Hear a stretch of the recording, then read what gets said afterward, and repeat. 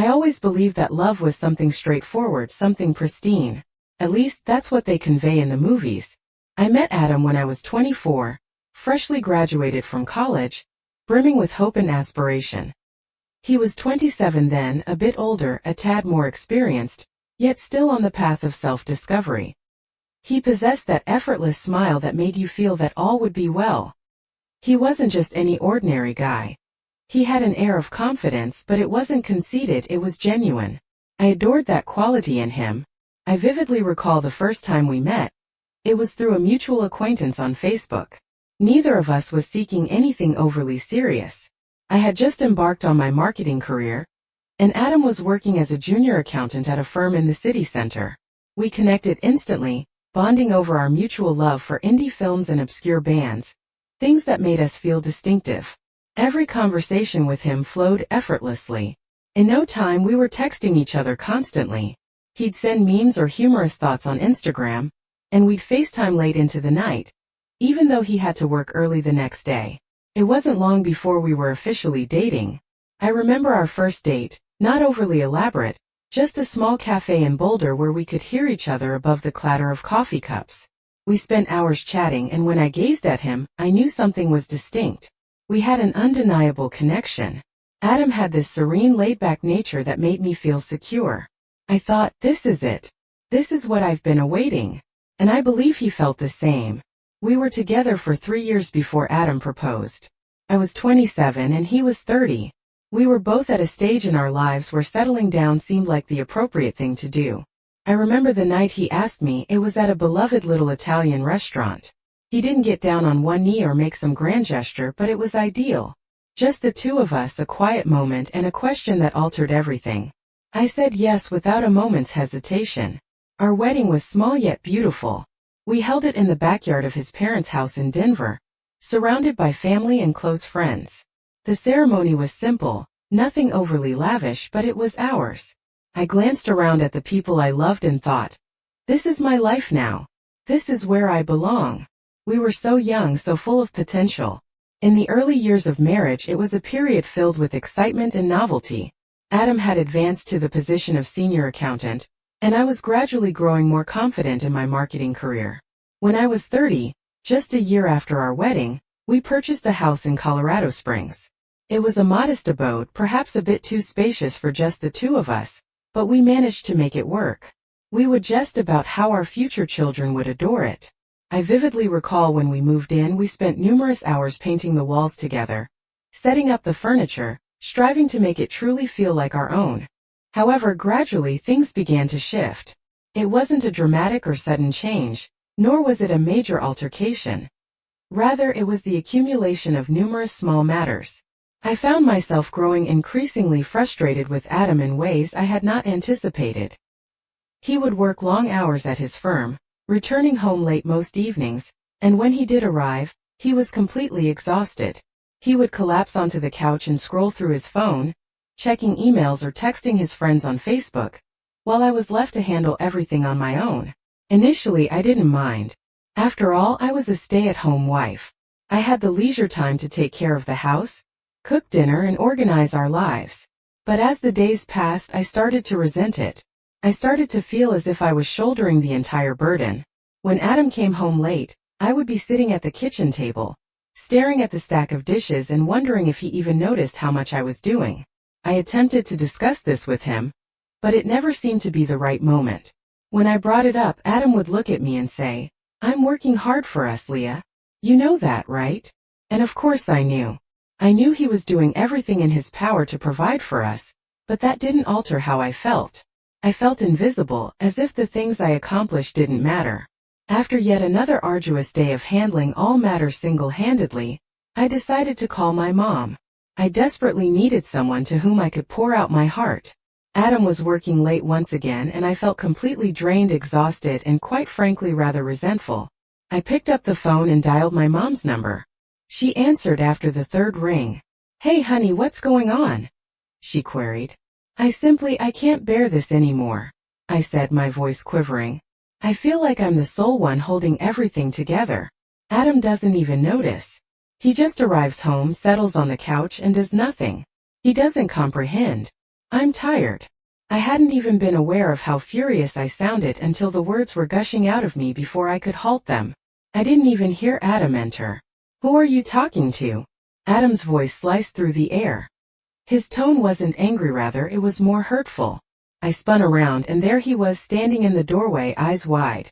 The expression on his face made me halt in my tracks.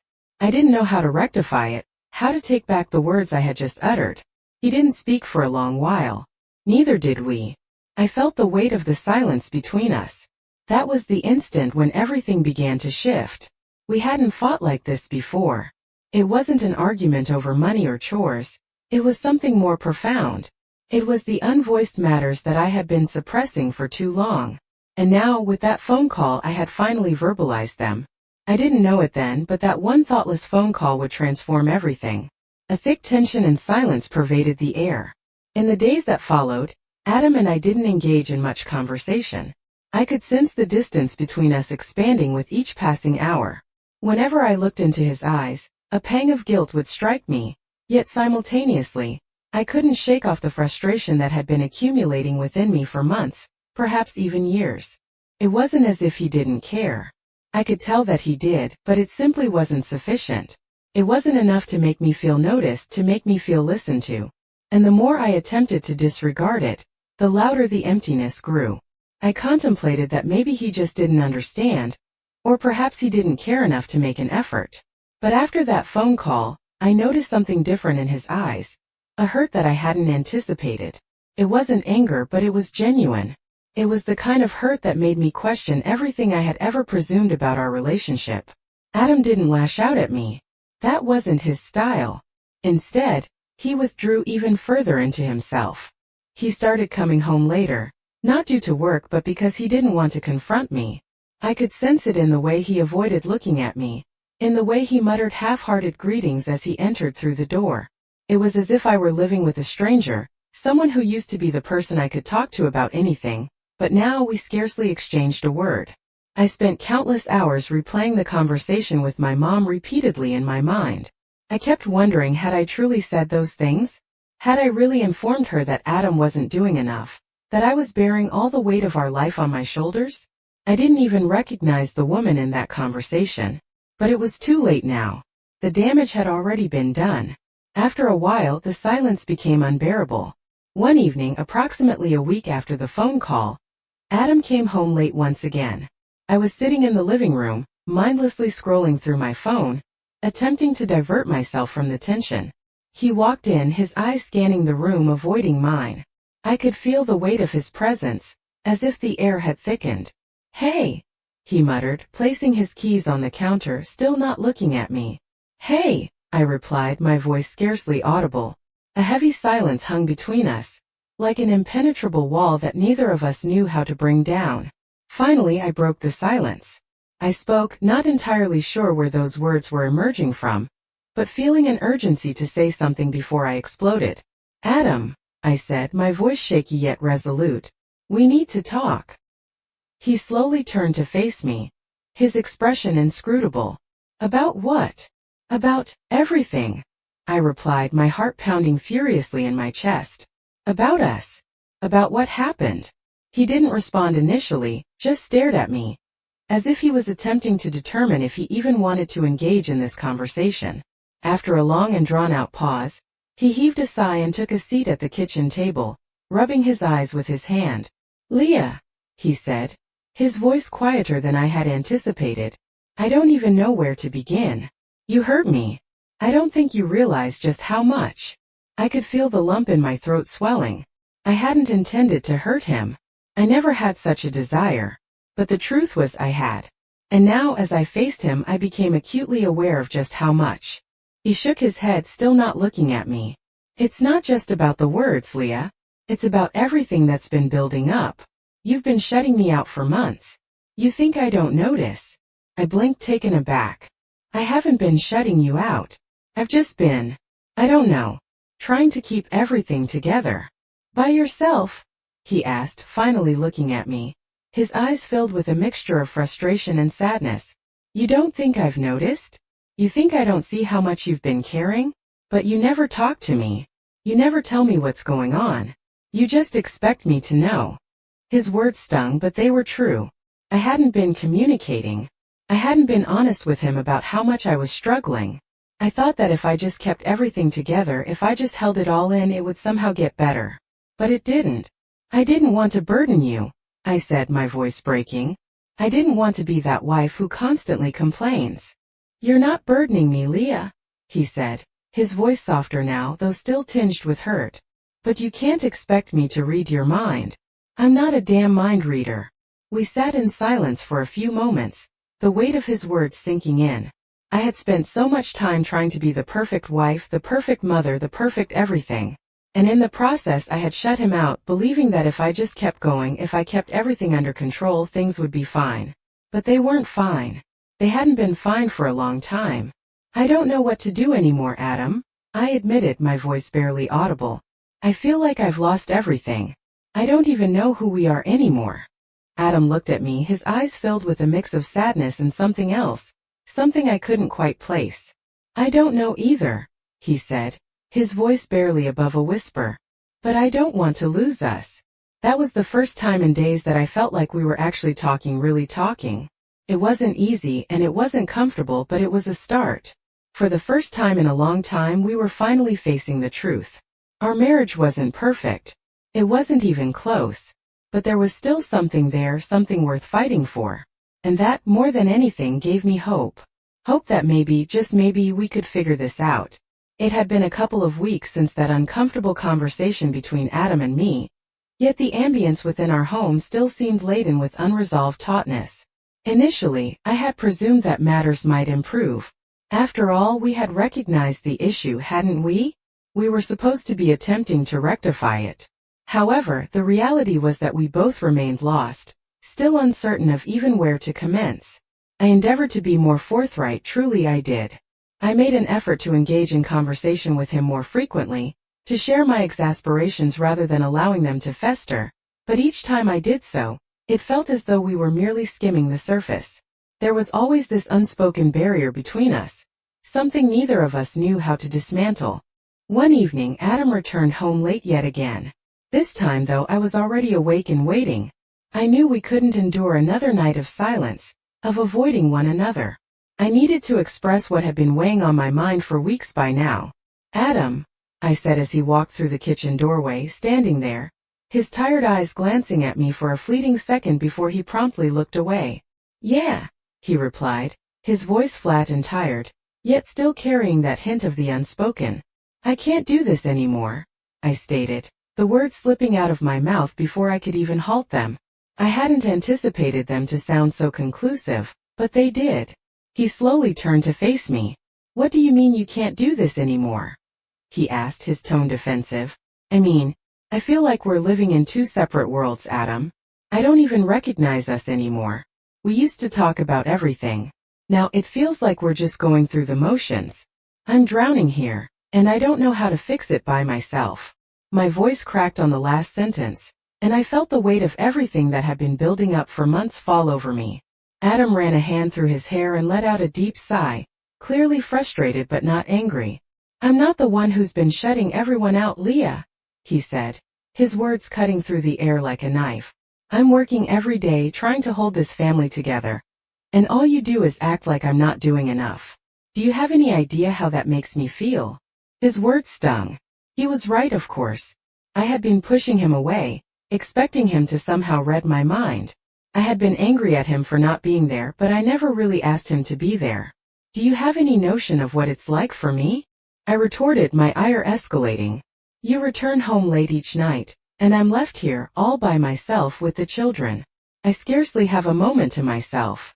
I'm not asking you to handle everything, Adam. I'm asking you to perceive me, to fathom what I'm undergoing. But you don't, and it causes me pain. Adam opened his mouth to reply, yet nothing emerged. He simply stared at me, as if the weight of my words had ultimately struck him. And in that instant I recognized that both of us were bearing so much hurt, so much resentment, and we had been feigning that it wasn't there for an overly long time. I apologize, he stated quietly after a considerable pause. I didn't realize how much you were struggling. I merely thought, I thought I was doing adequately. You're doing enough for the bills and the house, Adam, I said, my voice quivering. But you're not doing enough for me. You're not doing enough for us. There was another lull. Adam's shoulders drooped, and for the first time in a long while, I caught a glimmer of vulnerability in his eyes. What do you desire me to do, Leah? He inquired, his voice soft yet desperate. Tell me, because I no longer know. I was taken aback by his candor. I don't know either, I said, shaking my head. I merely want us to communicate once more. I want to feel as if we're in this together, not as if I'm on my own. I need you to be present, Adam. I need to know that you're truly here with me. He nodded, but the look in his eyes indicated that he still didn't truly comprehend what I was asking for. I wasn't even sure if he could. I was constantly attempting to spend more additional time with the kids, striving to compensate for the time he had previously missed. However, it simply wasn't the same. It never truly was. I still sensed that there was a barrier between us, as if we were merely going through the motions of a marriage rather than genuinely living in it. One night, subsequent to the kids having gone to bed, I found myself pacing about the living room. I had endeavored to converse with Adam on numerous occasions, but every dialogue seemed to culminate in the same manner, with him pledging to improve, and me feeling increasingly defeated. I had no inkling of what else to articulate. I had no idea how to make him comprehend. Just then, Adam entered the room, his face taut with exasperation. Leah, I can't persist in doing this, he stated, his voice sharp. Doing what? I inquired, turning to face him. This, he gestured between us. Each time we talk, it feels as if you're merely awaiting my failure. As if nothing I accomplish is ever sufficient for you. I don't know what else you desire from me. His words struck me like a slap across the face. My eyes burned with unshed tears. I don't want you to fail, Adam, I said, my voice cracking. I merely want to feel as if I'm not alone in this. As if we're in this together. And I'm attempting, okay? He retorted, his voice escalating. But it's not adequate. Nothing I do is ever enough. I gazed at him for a moment, the reality of it all sinking in. We had reached an impasse. We were both making efforts, yet neither of us felt that the other was truly listening. We were both entrapped in our own frustration, in our own version of what was incorrect, but neither of us knew how to rectify it. I don't know what else to say, Adam, I murmured softly, my voice scarcely a whisper. I don't know how to fix this. He didn't respond immediately. Instead, he walked over to the couch and sat down, running his hands through his hair once again. I don't know either, he muttered. I just know that I don't want us to fall apart. Neither of us had the answers, but for the first time in a long while, I didn't feel as solitary in it. Perhaps that was something we could build upon. Perhaps this wasn't the end of us. Perhaps it was just the commencement of a long, arduous road to finding our way back to one another. But I knew one thing with certainty. We weren't there yet. And the road ahead was going to be more difficult than I could ever envision. It seemed as if we were trapped in an interminable loop. The tension within our home had escalated to an unbearable level. No matter how numerous the times we endeavored to have the talk, the identical issues persisted in resurfacing. Adam was making an effort in his own manner, yet I couldn't dispel the sensation that it was insufficient. I couldn't surmount the overwhelming sense of distance that seemed to widen between us with each passing day. It wasn't merely about the trifling matters anymore, the chores, the missed dinners, the dearth of attention. It was something more profound, something we were unable to verbalize. At the very least, I couldn't.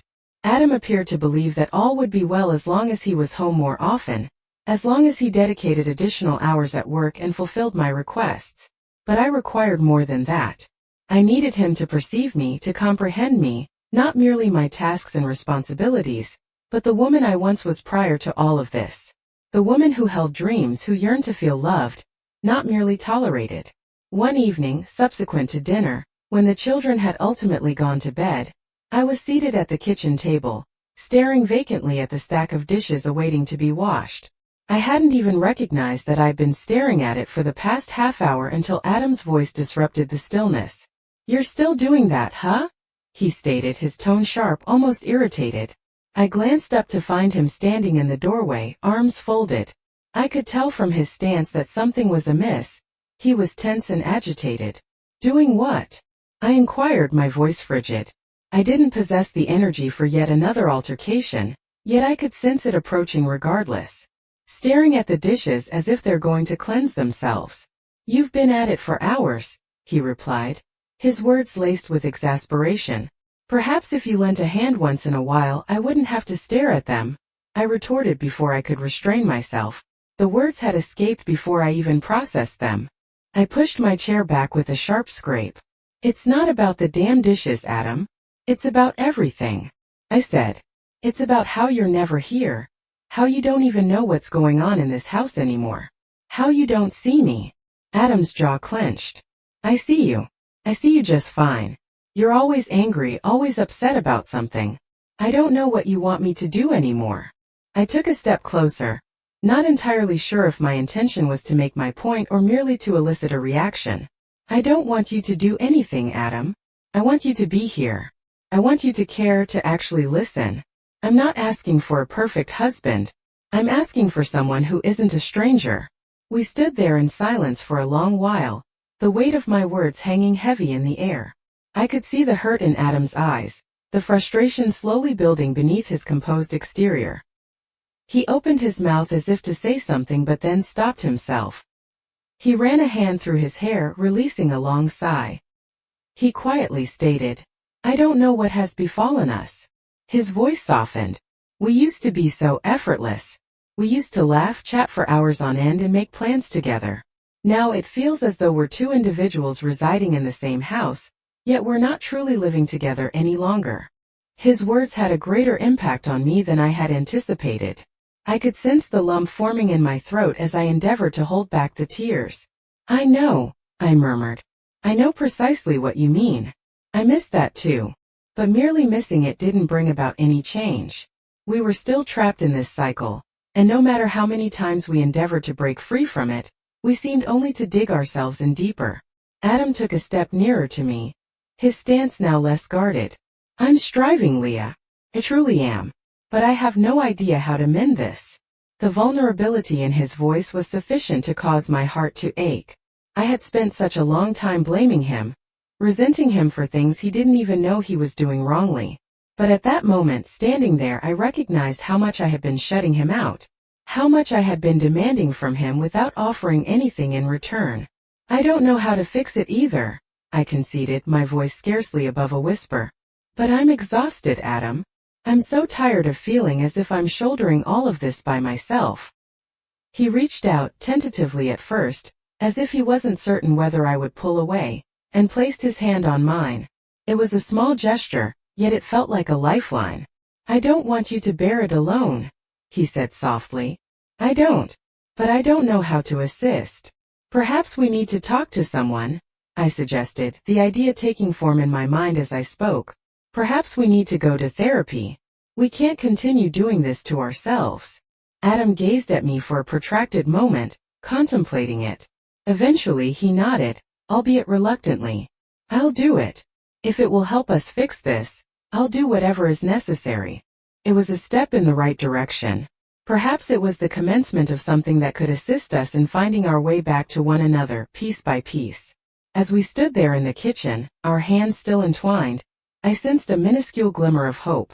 It wasn't a great deal, yet it was something. I had no idea what the future held for us, but I knew we couldn't give up at this point. Not yet. I merely desire for us to be okay, I murmured, the tears I had been suppressing finally trickling freely. Adam drew me into his arms and held me tightly. We will be, Leah, he stated quietly. We will be. And for the first time in a long while I trusted him. Maybe not entirely, but enough to allow myself to hope. Enough to take that initial step forward together. The decision to embark on therapy wasn't straightforward. Adam consented, but I could discern in his eyes that he wasn't fully convinced it would succeed. I wasn't convinced either, but at that juncture, I was willing to attempt anything to salvage what remained of our marriage. I couldn't continue to exist in this perpetual state of tension where every word and action seemed to be a spark awaiting to ignite an explosion. The first therapy session seemed like venturing into unfamiliar territory.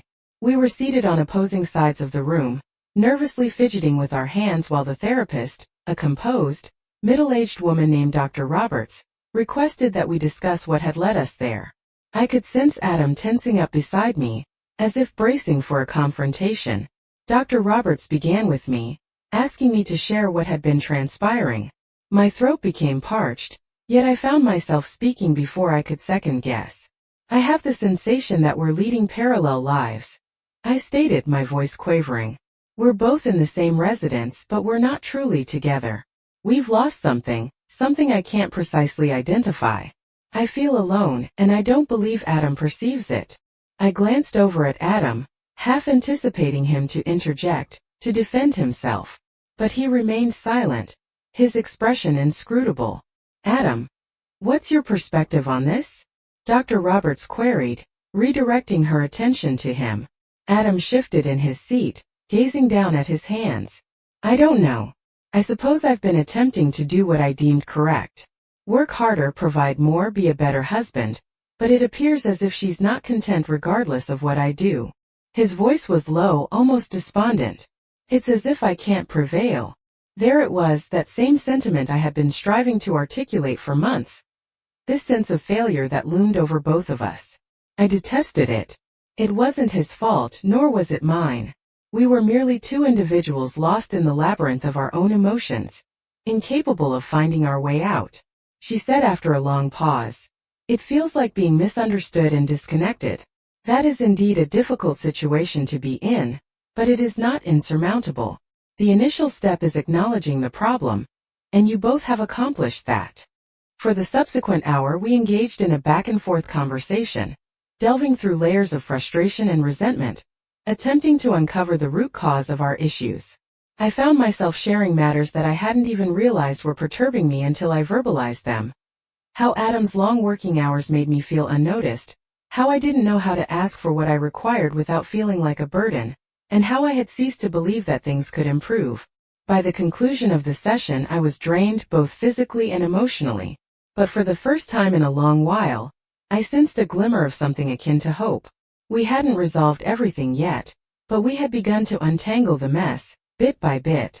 On the drive home, the atmosphere between us was laden with unuttered words. I glanced over at Adam, who had his hand resting on the wheel, his knuckles turning white due to the tension. The silence was uncomfortable, as if we were both awaiting the other to initiate conversation. Finally, Adam broke the silence. "Do you truly believe this will work?" he queried, his voice laced with skepticism. "I'm not sure if merely discussing our problems will bring about any change." I sighed, running a hand through my hair. "I don't know, Adam, but we have to make an attempt. We can't continue like this for ourselves or for the kids. I'm tired of feeling as if we're drowning." Adam glanced at me, his face softening momentarily. "I don't wish to drown either," he said quietly. "But I don't know how to fix this. I have no idea what to do anymore." I reached over and touched his arm, giving it a gentle squeeze. "I don't possess all the answers, but we owe it to ourselves and to the children to at least give it a try."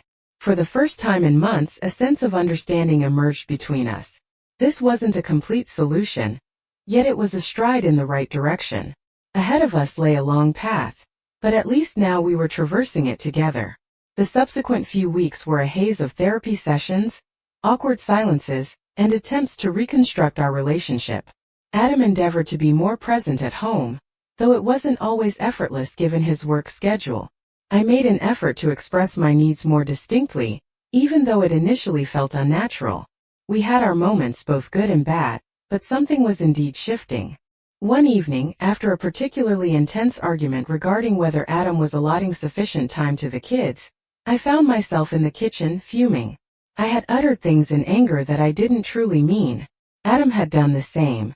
But this time, rather than storming off, I decided to attempt something different. I took a deep breath and walked into the living room where Adam was sitting on the couch, his head in his hands. "I'm sorry," I said, my voice softer than I intended. "I shouldn't have said those things. I know you're attempting, and I'm trying as well." Adam looked up at me, his expression tired yet not angry. "I'm sorry too," he said. "I don't always get it right, but I'm not attempting to hurt you." I sat down beside him, the space between us still perceptible but less overwhelming. We didn't have all the answers, and we weren't magically mended overnight. But that moment felt like a turning point. For the first time in a long while, we were communicating not flawlessly but truthfully. And that, for the present, was sufficient. It wasn't a flawless solution, and there were days when we felt like we were back at the starting point. But we had made progress, however minuscule, and I could see that Adam was making an effort. That was enough for me to persevere, to keep striving for us. We had a long way to go, but we were finally advancing in the right direction. And that gave me hope that perhaps, just perhaps, we could find our way back to one another.